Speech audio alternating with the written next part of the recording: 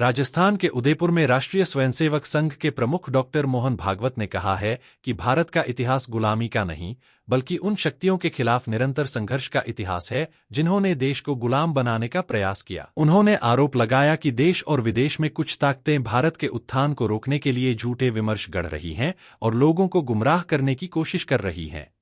हल्दीघाटी युद्ध की 450वीं वर्षगांठ की पूर्व संध्या पर आयोजित एक कार्यक्रम को संबोधित करते हुए मोहन भागवत ने कहा कि आज भारत की प्रगति को रोकने के लिए विभिन्न प्रकार के प्रयास किए जा रहे हैं।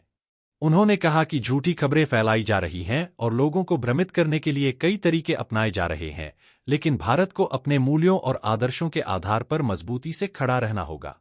आरएसएस प्रमुख ने कहा कि वर्तमान समय की चुनौतियों का सामना करने के लिए देश को अपने सभ्यतागत मूल्यों और सांस्कृतिक आदर्शों पर कायम रहना होगा। उन्होंने कहा कि भारत की वास्तविक शक्ति उसकी जनसंख्या या भौतिक संसाधनों में नहीं, बल्कि हजारों वर्षों पुरानी सांस्कृतिक विरासत में निहित है। अपने संबोधन में मोहन भागवत ने मेवाड़ के महान शासक महाराणा प्रताप के संघर्ष का उल्लेख करते हुए कहा कि उनका जीवन धर्म, संस्कृति और स्वाभिमान की रक्षा का प्रतीक है।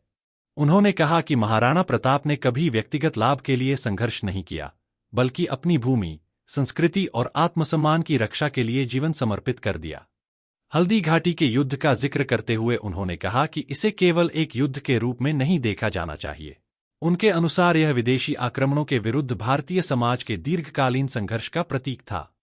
उन्होंने दावा किया कि हल्दीघाटी के युद्ध में महाराणा प्रताप विजयी होकर उभरे थे और उनका संघर्ष आने वाली पीढ़ियों के लिए प्रेरणा बना। मोहन भागवत ने लोगों से संकीर्ण पहचान और विभाजनों से ऊपर उठकर राष्ट्रीय एकता को मजबूत करने का आह्वान किया। उन्होंने कहा कि जिस प्रकार मेवाड़ की जनता महाराणा प्रताप के साथ खड़ी रही थी, उसी प्रकार देश की प्रगति और समृद्धि के लिए सभी को एकजुट होकर कार्य करना चाहिए। अपने संबोधन के अंत में आरएसएस प्रमुख ने कहा कि भारत का उत्थान केवल देश के लिए ही नहीं, बल्कि पूरे विश्व के कल्याण के लिए भी आवश्यक है। उन्होंने कहा कि एक सशक्त और समृद्ध भारत वैश्विक शांति, स्थिरता और मानव कल्याण में महत्वपूर्ण भूमिका निभा सकता है।